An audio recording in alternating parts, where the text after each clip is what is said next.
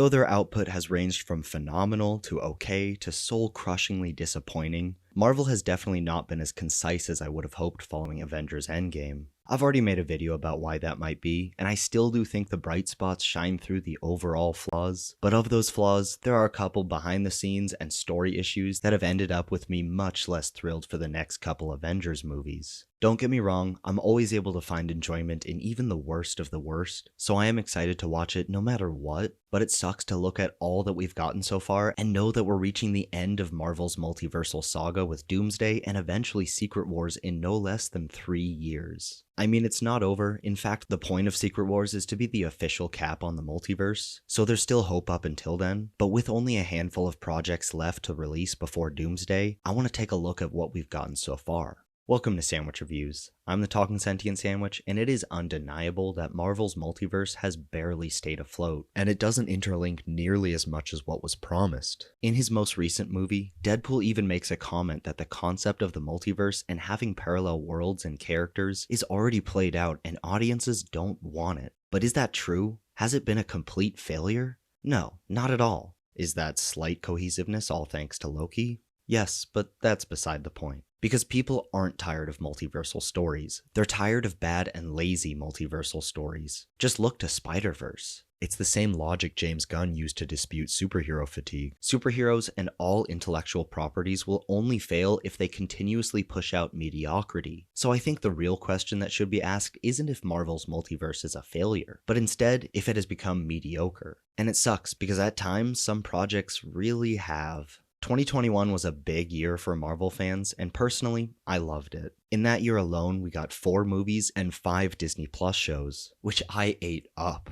And some of those probably only came out because they were pushed back from 2020, which I'll get into the significance of later, but you can't deny it oversaturated the market, causing the everyday person to rethink going to every new Marvel release. And of course, we still haven't seen all of the multiverse saga, and are only looking at part of the entire picture, but it's still pretty uninteresting when it feels like there's no culmination to what is happening. Why should I get invested in any of these new characters if I have no idea when I'll be seeing them again, if at all? And when they do eventually return, they won't have nearly as much importance as they should, because that focus will alternatively be given to what should only be cameo roles, but are instead bloated out to something that can only be seen as desperate. Phases 4 and 5 were leading to something, but that lead up was so convoluted and complex, even the diehard comic nerds weren't sure what kind of Secret Wars we'd end up watching. But that could have been part of the plan. More on that later. Even so, you can't forget how incredible it was to see Kang for the first time pop up in the season finale of Loki. But aside from that, who even are the main characters of this saga? For the Infinity Saga, it was clear that Cap and Iron Man were focal characters that the big event movies revolved around. Plenty more focus was given elsewhere, but when you look at the themes the writers were trying to tell, it's obvious it was all about those two. We've got plenty of new and exciting faces added to the roster, but who of them is going to be important moving forward? I hope the new Cap leads the Avengers, but my best guesses are Spider-Man or Thor. But neither of them were introduced in the Multiverse saga. But anyway, if you look at what Marvel has given us since the Infinity Saga, the question has to be asked: how much has been changed from their original plan? If you don't consider it, I assume it might be easy to overlook, but I can't help but think about how drastically the pandemic, the writer's strike, and many other complications shifted what was supposed to be the multiverse saga. Because thanks to all of those reasons and many more, phases 4 and 5 are completely out of order. And in that, there's no way of knowing exactly what was changed, with some things being easier to theorize about than others. But let's dive right into that speculation, because one thing that we know for certain is that everything was delayed, causing each release to slide down their schedule a few years or more. Black Widow took the Eternal spot, and the same thing happened with Quantumania and the Marvels. And all of this completely readjusted their roadmap.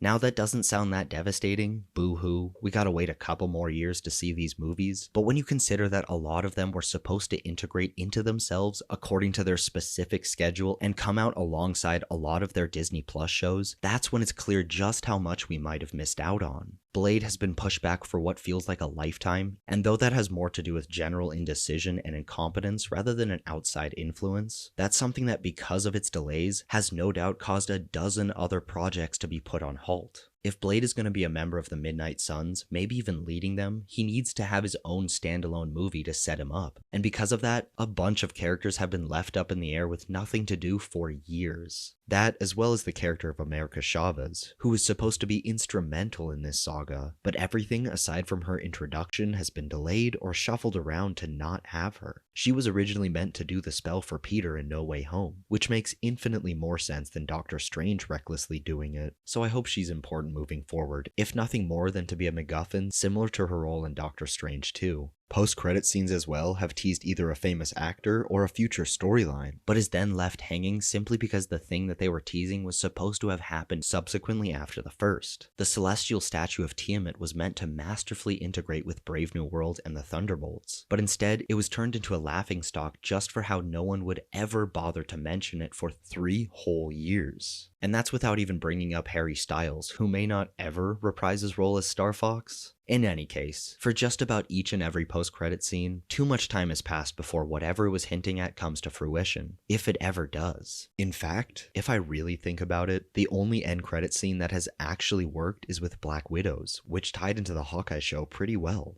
And it doesn't help that alongside that, any hope of the TV shows tying in with the release of a movie was dashed, because how in the world were they supposed to fully film and edit a feature film in time to coincide with the weekly release of a TV show? I'm sure it could have been possible, and was intricately planned to do so, but that clearly wasn't what we got. It would have been nice for Shang-Chi to release while She-Hulk was airing to integrate those two without the dissonance it currently has, or for Multiverse of Madness to have come out right after WandaVision, and have those stories tie into each other more smoothly, but it just wasn't in the cards. Agatha Coven of Chaos, House of Harkness, or whatever they're calling it, obviously should have been released a long time ago, regardless of any kind of delays. Seriously, who remembers or cares about Agatha Harkness at this point? I mean, I do. The trailer looked awesome, and I'm a die-hard comic book nerd, but for her show to be seen as profitable by Disney's sometimes idiotic studio heads and investors, it needs to be incredible. And even if it is, that's still not a guarantee it's going to bring in enough viewers for Disney to find it worthwhile. I don't know if Agatha All Along would have done well if it were released closer to WandaVision, but I know for a fact it would have done better than the middling success it will inevitably get. And I am no fan of Secret Invasion, but that was clearly supposed to come out after the Marvels, because it makes no sense for it to come out before. In fact, nothing in that series makes sense when you try to relate it to other events in the universe, or when you look at that show in a vacuum, but that topic is for another time. Because next level cohesion is what I expected when Marvel first announced these Disney Plus shows, but immediately after COVID and all the preceding disasters hit, I knew it would be too much of an ask. And that's without even bringing up the projects that were delayed, only to be quietly pushed under the rug, likely cancelled entirely. We all know that at some point a sequel to the Eternals was in development, likely covering the Judgment Day storyline, but sadly, it looks like the Eternals will never get a sequel, which really bums me out. I have no idea how else that entire narrative could be wrapped up, but that's yet another whole group of characters whose fates have been left up in the air for years. And I know that Armor Wars probably isn't gone and will be made into a movie instead of the miniseries that it was supposed to be, but is Wonder Man gone? It was cast and everything, and I really want to see it. Please tell me it's still coming out in some form. Yet with all that comes another flaw that Marvel has run into: the transparency with which they've been announcing their projects. It used to be that they would only announce something if it was a sure thing. That could just be because they weren't under the Disney banner and didn't have infinite money, but they've taken a cue from the old DCU and have revealed everything under the sun that is slightly in development, script or not. And because of that, we hear if it's delayed or cancelled, causing everyone to think less of them, just because we now see more of the man behind the curtain instead of being oblivious to him. In the Infinity Saga, the Inhumans was the only project to be cancelled, but I guarantee there were many more that we just never heard about, which is how it should be. Nowadays, that could have more to do with news sites and their circulation, and Marvel has definitely pared back their announcements recently, but the problem still stands. And if we go back and focus on COVID specifically, there's the obvious example of Black Widow, which was dumped onto Disney Plus, albeit for a cost. But that still buried any hope of that movie profiting from theater tickets, regardless of its quality. And that is just the biggest example for Marvel, because pretty much every new release for more than a year flat out bombed. Plus, the projects we got were lacking in some way or another at some point because the filming itself was limited. In general, everything had to be isolated and every precaution was taken, rightfully so. And not just that, on the off chance someone tested positive, filming had to be halted and almost everyone had to be quarantined. Frankly, lots of movies at that time were filmed in green screen closets, and sadly, you can tell.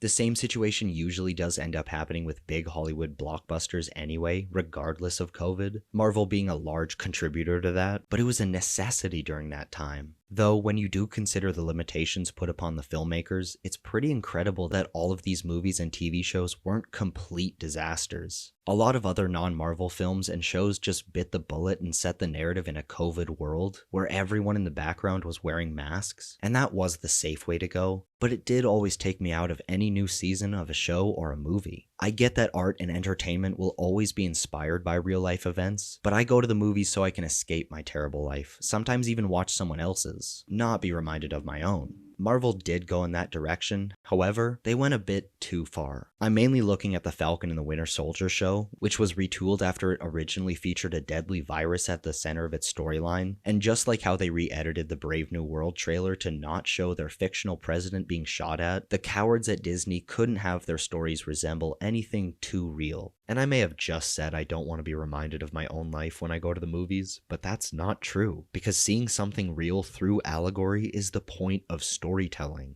Notwithstanding, the behind-the-scenes drama may have been what really affected the multiverse saga and caused it to fail in many eyes, but if you aren't terminally online, I'm not sure if you would notice. Though it does undeniably feel weird to set up Kang as the big bad, only to switch that up right before getting to the actual Avengers movie that the whole saga had been leading up to. And don't forget, that's without ever having had Kang fight the Avengers as a team. Once we get the context of Doomsday and Secret Wars, I'm sure it'll make sense. They could just wipe out all of those alternate Kangs in one fell swoop, with Doom killing them, but that'll still come off as desperate backpedaling. Knowing the Russo brothers, it'll probably be fun and make $1 billion, but even so, it is incredibly disheartening to have Kang's storyline fizzle out. I can't help but think if Quantumania was received better, or just ended on a better note, people would be a lot more excited to see Kang again. But I guess Jonathan Majors ruined that for all of us. Or maybe just for me, though I know I'm not the only one that is disappointed to see Kang gone, because he could have easily just been recast. But with Doom replacing him, that move alone has disillusioned me from a lot of the Marvel magic. It's more than wanting to see Marvel stick by their decisions too. Like any disappointed dad, I just wanted to see them take responsibility for their failures. But instead, they've just chosen to forget it and tried to bring back audiences with a distraction. And I don't want to write Doomsday off just yet, because I'm sure it will at least be entertaining, but I'm still concerned.